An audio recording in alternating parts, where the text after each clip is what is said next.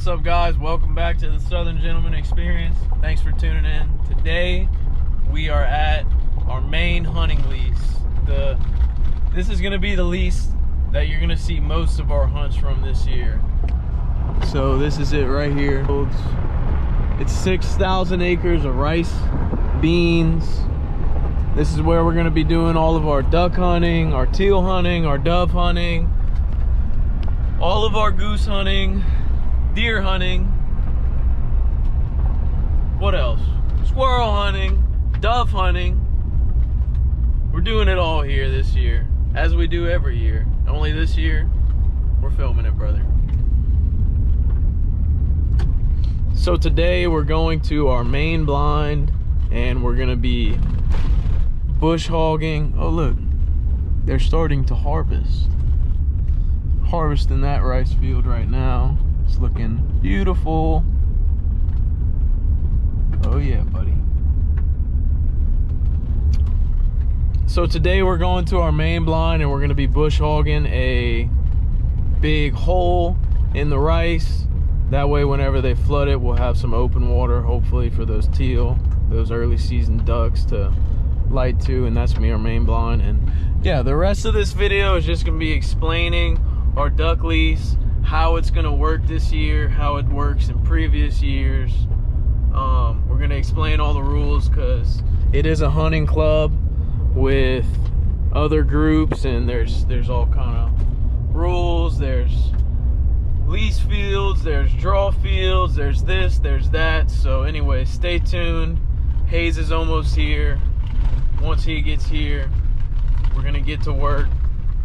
After that, we'll explain how our lease is gonna run this year. So yeah, stay tuned. All right, fellas, this is the original camp that me and Hayes started hunting out of long ago. He's been out here since birth, and I've been out here hunting with him since about 3rd grade, 4th grade maybe. But anyway, his grandfather is the owner of this camp, and he's the president of the hunting club. And then 2 or 3 years ago, someone got kicked off the lease and we ended up buying their camp right here. Me, Hayes, and our buddy Hunter all bought this camp, and it has never looked this good, let me tell you. Last year was a complete mud pit, but this year we've been coming in with loads of rock, and Hayes' dad has a skid steer. Been doing all this. I mean, none of this was here. So yeah, we've been absolutely working out here this summer on the outside of the camp to try to just make it better and better every year. New parking spot added, fire pit's looking nice, burn barrel, the porch screened in, and did all that this summer. Got our bike shed right here looking nice and neat.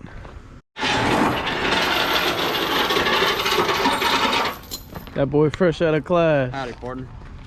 So this is my friend Big John. John, how you doing? Same new day. Hopefully we don't get pissed on. We're about to get pissed on. We gonna get pissed on. We out here just pulled up with the tractor. The goal is to open up our fields, get ready for duck season. Shouldn't take us that long. So we gonna get suited up, and we'll see you out there.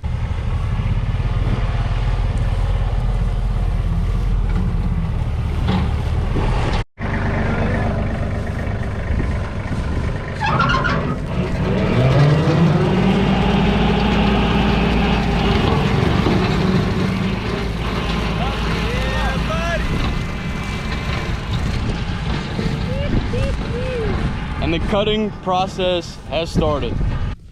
All right, fellas, we have made it to the pit blind right here. So this is Hayes' grandfather's lease blind that nobody else can hunt. So nobody can hunt this field, nobody can hunt this field. This is our lease field this year. All right, so explain the situation we got going on here, what we're doing to this field right now. All right, so as Zach said, this is my grandpa's designated lease blind. And what we've done most years is, you know, like everyone else, we'll just make our hole right in front of the blind with a buffalo, with a buffalo. Sometimes we'll weed eat, like whatever we can. But I feel like that's what a majority of people do, and that's where ducks get shot out of the most.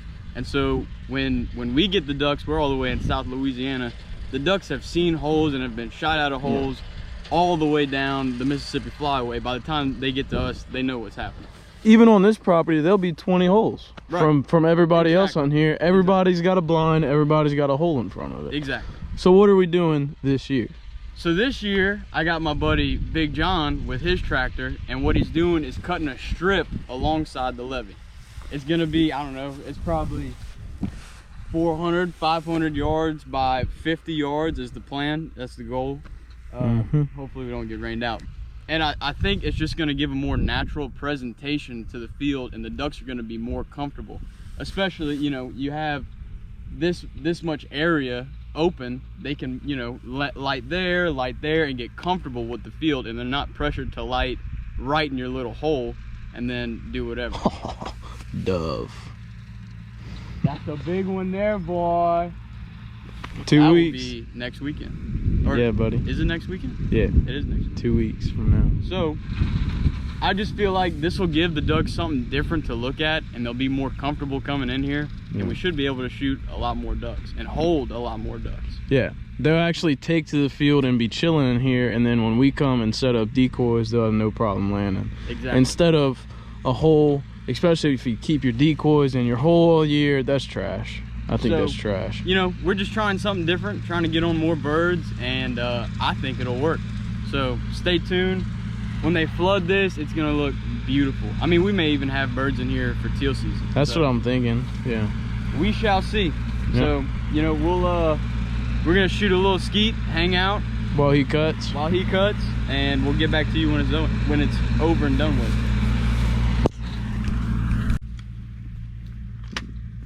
You ready, big dog? Whoa! Oh, he killed it. Hey! Alright, so a lot of people are gonna see this and be like, hey, aren't you manipulating the crop?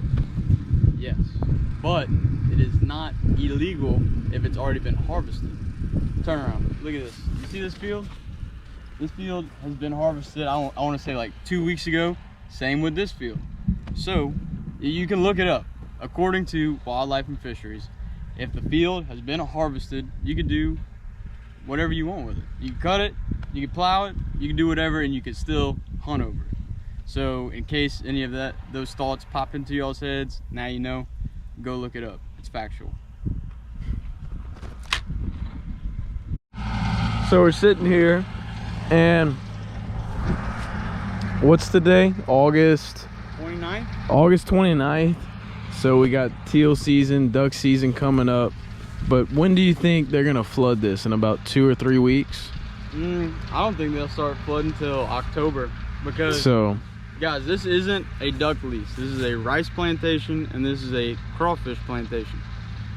They don't really care about duck hunting, so they're not gonna put our fields in water early so we have, you know, good teal holes and all that. Like, there's a couple designated spots that they'll use strictly for teal, but their thing is, if you put the water on the fields too early, it's gonna mess up your crawfish. They're not gonna be ready at the right times, and so they probably won't flood this till like mid-October. Right. So if it does grow up with a little bit of green grass, that's no problem. Just in front of the blind, we can come with a buffalo and hit it real quick, and get it open just for our decoys, but the rest will just be a natural green grass. And it won't be able to grow up much because you got this natural mulch now that the brush hog is leaving. So it'll be pretty hard for sunlight to hit the soil through that and grow a little green plant. Absolutely. You know, there'll be some stuff like this that's already growing, that'll come up. That's what you want. Yeah. You really do want just that little bit of green vegetation, you know, poking through, because that's what the ducks eat on, obviously. But then you also have all this food that they'll eventually get to. Yeah. But just having this lane to where they can land, and if they want to go into the rice, they can go into the rice.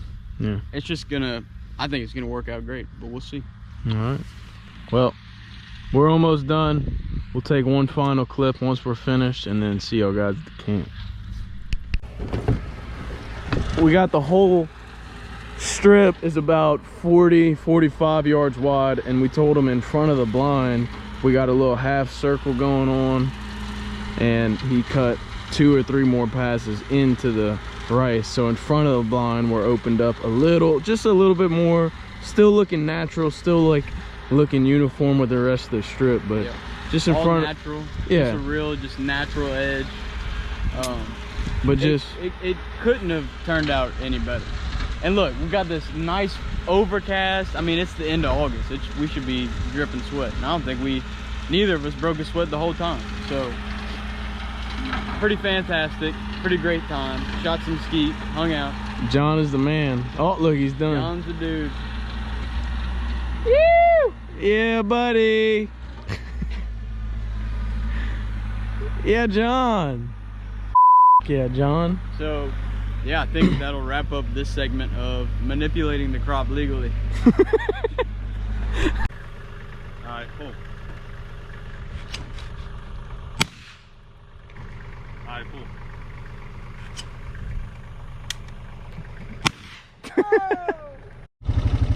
This is a side view of the field.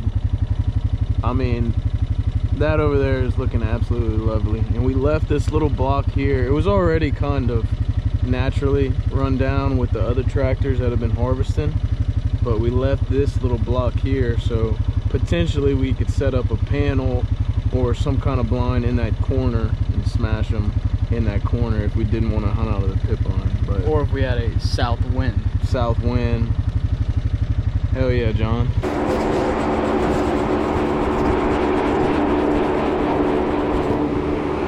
All right, fellas, we back at the camp. This is our front porch. Oh yeah, buddy. Welcome to MTV Cribs. Today, we're checking out our camp. This is it. This is it. Every board, the floors, the ceilings was all redone by us, and it looks pretty fantastic. Got a nice kitchen area. Bam. Bathroom. Bam. King size bunk beds. Where have you seen this before? Let me tell you, nowhere. Fantastic. Look, where have you seen the Dove fan frame? Nowhere. You haven't seen it. Mm-hmm. Come in here, you got the trundle, you got the whole map of everywhere. Look, today we were right there. Right. And so all these fields, we used to be able to hunt all of this for ducks and geese. Now this area can't hunt. However, we can dove hunt there. And teal hunt. And sometime. teal hunt. This is the big levee where we drove in on in the beginning of the video, and then this is where our camp is. That's where we are now.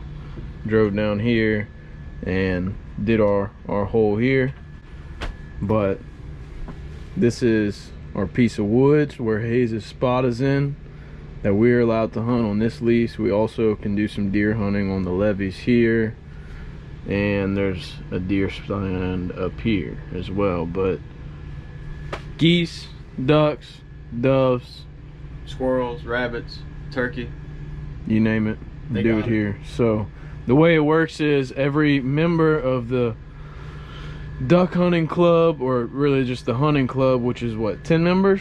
Yeah, about. And each lease is divided into 4 different spots, and so there are some guys that split leases and stuff like that.